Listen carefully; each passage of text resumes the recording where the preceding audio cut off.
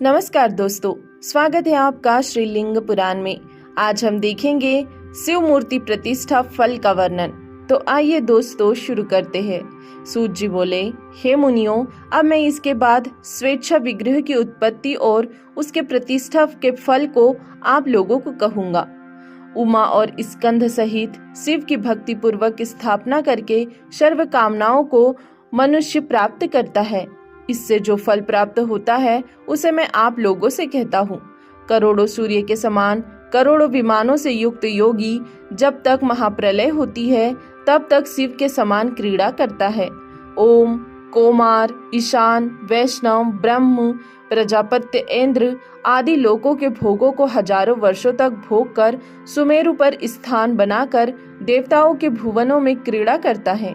एक पाद, चार भुजा, त्रिनेत्र और शूल से युक्त, जिसके वाम भाग में विष्णु और दक्षिण भाग में ब्रह्मा, 28 रुद्रों की कोटि, वाम भाग से प्रकृति, बुद्धि से बुद्धि और अहंकार से अहंकार, इंद्रियों से इंद्री, पाद मूल से पृथ्वी, गुहम से जल, नाभि से ब्रह्मी, हृदय से भास्कर, कंठ से सोम, भूमध्य से आत्मा, मस्तिष्क से स्वर्ग, इस प्रकार चढ़कर सब जगत जिनसे उत्पन्न होता है, ऐसे सर्वज्ञ और सर्वगत देव ही ध्यान पूर्वक प्रतिष्ठा करके मनुष्य शिव सायुज्य को प्राप्त करता है।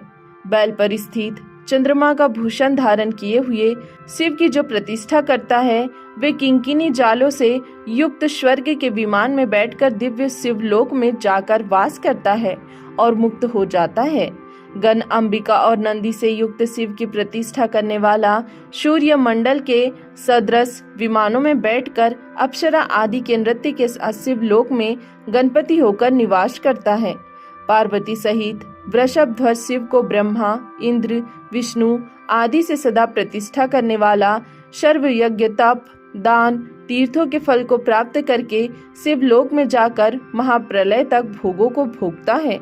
नग्न, चतुर्भुज, श्वेत, सर्प मेखला वाले, त्रिनेत्र वाले, कपाल हाथ में धारण किए हुए, काले केस वाले शिव की स्थापना करके शिव सायुज्य को प्राप्त करता है। धूम्र वर्ण वाले, लाल नेत्र वाले, चंद्रभूषण, काकपक्षधारी, बाघंबर ओढ़े हुए, मृग चर्म धारण किए हुए, तीक्ष्ण दांत वाले, कपाल जिसके हाथ में है, हूं तथा फट शब्द से दिशाओं को नादीत करते हुए गण और भूत समूहों से नृत्य करते हुए शिव की प्रतिष्ठा करने वाला सब विघ्नों को लांग कर महाप्रलय तक शिव लोक में वास करता है। चतुर्भुज, अर्धनारीश्वर, वरद और अभय हस्त वाले, शूल पद्म धारण किए हुए, स्वर्णाभरण भूषित, स्त्री पुरुष भाव से जो स्थापना करता है, वह अनिमा आदि सिद्धियों को भोग कर शिव लोक में जाता है।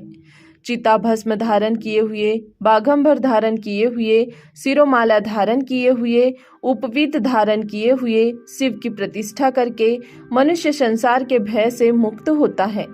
ओम नमो नीलकंठाय, इस 8 अक्षर वाले पुण्य मंत्र को एक बार भी जो जपता है वह सब पापों से मुक्त होता है। इस मंत्र से गंध आदि द्वारा महादेव का पूजन करता है, वह शिवलोक में पूज्य होता है। जालंधर का अंत करने वाले, सुदर्शन धारण करने वाले देवाधिदेव की जो प्रतिष्ठा करता है, वह शिव सायुज्य को प्राप्त करता है, इसमें संदेह नहीं है। जो देव त्रिपुरांतक, ईश्वर, धनुष बाण धारण से युक्त, अर्ध चंद्र भूषण वाले, जिसमें सारथी है, ऐसे रथ में बैठे हुए शिव जी की पूजा करता है, वह शिवलोक में ऐश्वर्यों को प्राप्त करता है। गंगा से सुशोभित, वामांग में पार्वती से युक्त, विनायक की, स्कंद, सूर्य और चंद्रमा के सहित ब्रह्मणी, कौमारी, महेश्वरी, इंद्रानी, चामुंडा, वीरभद्र आदि गणों से युक्त मूर्ति की स्थापना करने वाले पुरुष शिव सायुज्य को प्राप्त करता है, इसमें संदेह नहीं है। लिंग के मध्य में चंद्रशेखर भगवान की मूर्ति, ऊपर हंस रूप ब्रह्मा की मूर्ति बनाकर अथवा दक्षिण में ब्रह्मा की मूर्ति जो हाथ जोड़े स्थित है और महाशिवलिंग शिव की मूर्ति बनाकर स्थापित करके जो पूजा करते हैं, वे शिव सायुज्य को प्राप्त करते हैं। इस प्रकार महालिंग में शिव की प्रतिष्ठा करने वाला व्यक्ति शिवलोक में पूजा जाता है। दोस्तों आज के लिए इतना ही। इसके आगे देखेंगे हम अगले वीडियो में। तब तक के लिए धन्यवाद।